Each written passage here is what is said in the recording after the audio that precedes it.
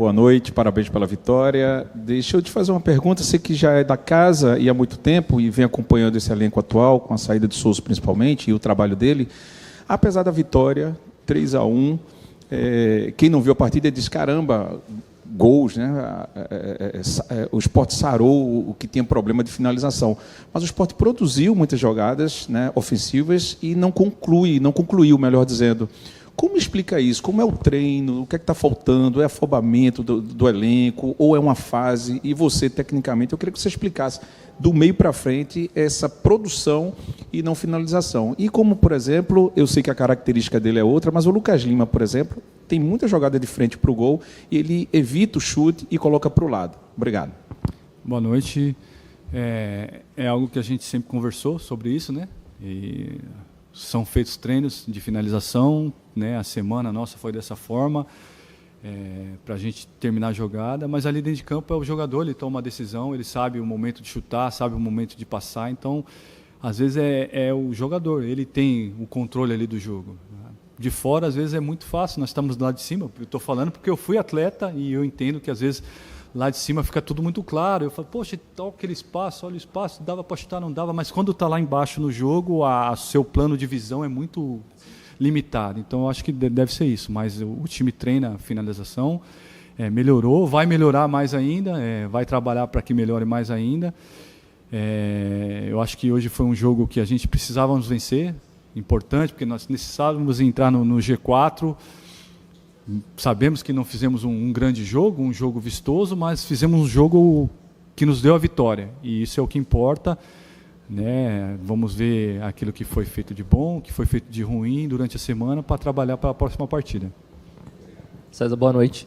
Queria saber quais foram as interações e interferências de Guto Ferreira no jogo de hoje. Ele estava aqui na arena, né? Queria saber se ele chegou aí no vestiário no intervalo, no fim do jogo, chegou a conversar com os jogadores. Vocês também chegaram a trocar uma ideia. Essa é uma pergunta, e se você me permite, queria fazer outra. Queria saber o porquê das ausências, das opções pelas ausências do Rosales no banco, do Pablo Diego também, se todos foram escolhas suas. Olha, foram decisões, opções para o jogo. Nós estudamos o jogo, vimos que as opções que nós precisávamos, nós levamos para o jogo. Em relação ao professor Guto, ele não falou nada com nós, não teve nenhuma interferência, ele estava aí, né, mas eu não tive nenhum contato com ele, ninguém teve contato com ele, nos deixou bem à vontade para fazer o jogo. César, boa noite, parabéns pela vitória. Não é a primeira vez que você passa essa situação do Sport de assumir de maneira interina numa troca de comando técnico.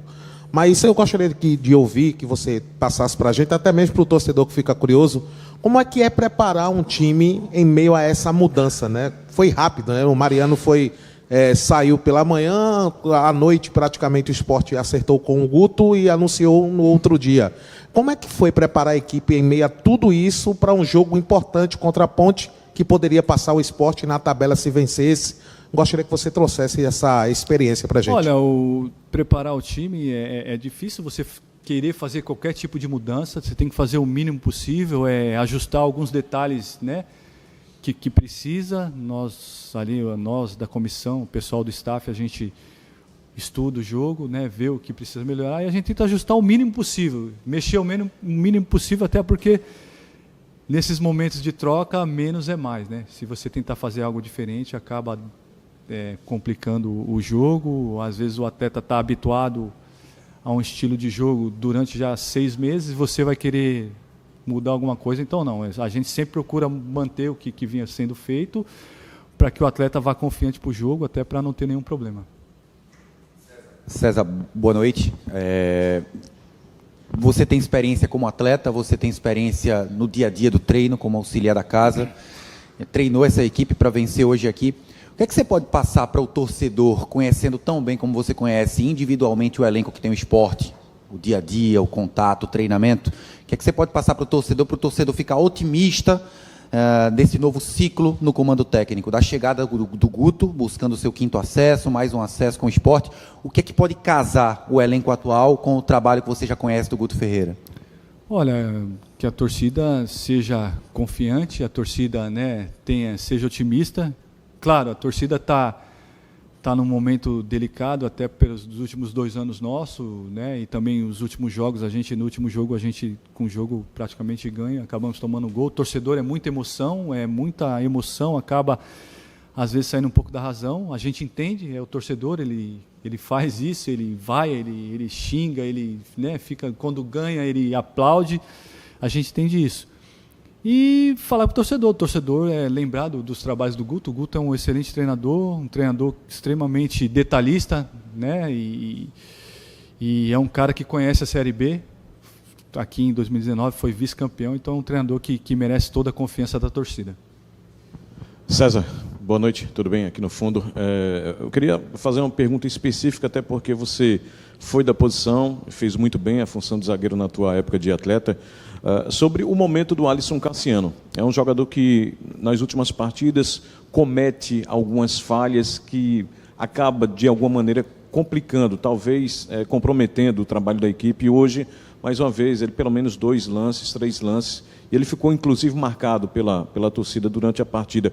Queria que você falasse a respeito de como é o Alisson Cassiano no dia a dia, como é que está sendo o momento dele, de não estar atravessando um momento bom com a camisa do Sport, durante esse período que ele é titular, com a ausência aí do Rafael Thierry. Eu queria que você avaliasse e falasse a respeito do momento de um zagueiro, já que você também foi um zagueiro. Olha, eu até falo muito com o meu filho está querendo ser zagueiro também. Eu falo para ele: filho, zagueiro tem que jogar 100%, né? Em qualquer tipo de erro. Ele é um ser humano que é passível de erro, todo atleta é ser humano passível de erro, e muitas vezes o erro do zagueiro fica muito evidente, e isso aí gera essa preocupação, gera esse estresse da torcida. Mas o Alisson é um grande profissional, o Alisson é um cara que trabalha muito, que é muito dedicado, tem uma cabeça muito boa, né? A gente conversa com ele, passa confiança para ele. Infelizmente, somos seres humanos, somos passíveis de erro. Hoje teve uma infelicidade, que eu acho que acontece com qualquer um. Zagueiro fica muito evidente, porém eu acho que o que a gente deve levar em consideração é que nós conseguimos vencer o jogo. Ele fez uma partida segura, a maioria dos lances ele ganhou, né? Se for colocar porcentagem, eu sempre falo porcentagem zagueiro e atacante, né? No modo geral, em todos os times do Brasil, com quem você for falar, zagueiro e atacante, zagueiro no duelo com o atacante vai ganhar de 10 bolas, ganha 9. Às vezes o atacante faz uma, o atacante é o cara e o zagueiro é o cara ruim, porque errou uma, ou, né, falhou. Então, tipo assim, ele é um cara que trabalha muito, está se dedicando muito, né? É um cara também que ele entra para dentro de campo, ele não quer falhar, ele sabe disso, e ele trabalha para que esses erros sejam minimizados. Mas graças a Deus nós conseguimos, né? Tivemos ali o Kaique fazendo uma grande defesa. É por isso que é uma equipe. Se fosse só individual, nós, né?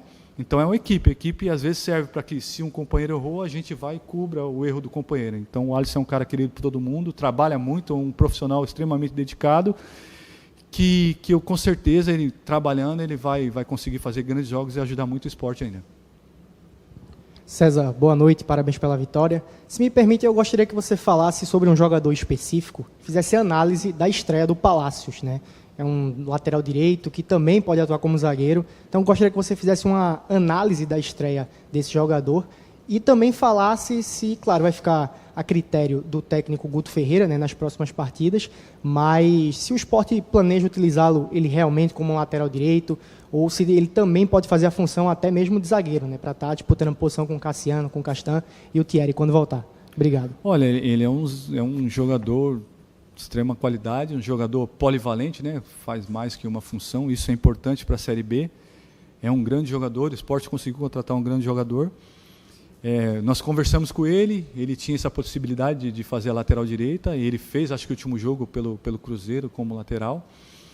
E na nossa ideia de jogo, ele ia casar melhor ali fazendo a lateral. Então, aí é com o professor Guto Ferreira, ele vai estar à disposição, vai ter o elenco para trabalhar, mas é um jogador com qualidade, né? Um cara comprometido, que tem uma inteligência de jogo boa, trabalhou 2 ou 3 treinos, entendeu da forma que nós íamos jogar e entrou dentro de campo. Eu acho que ele fez um grande jogo, até o momento que ele aguentou, fez um grande jogo. É um jogador que vai nos ajudar muito no decorrer do campeonato. professor, boa noite, parabéns pela vitória. Eu queria que o senhor explicasse sobre a escolha que o senhor fez hoje para os suplentes, porque o senhor colocou 2 goleiros, o Fabinho entrou como lateral direito, mas o Rosales ele não foi relacionado para a partida. Se existe algum problema, alguma situação com o Rosales, dele não ser relacionado em detrimento de mais um goleiro no banco de reservas?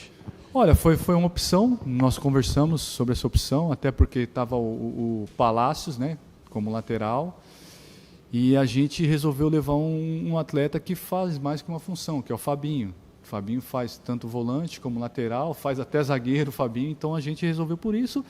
Em relação ao terceiro goleiro, é um prêmio para que tudo que o Jordan tem feito nos treinamentos durante esse período, que ele não foi relacionado para nenhum jogo, a gente conversando, é um cara querido por todos, tem feito grandes treinos, e foi um prêmio para ele.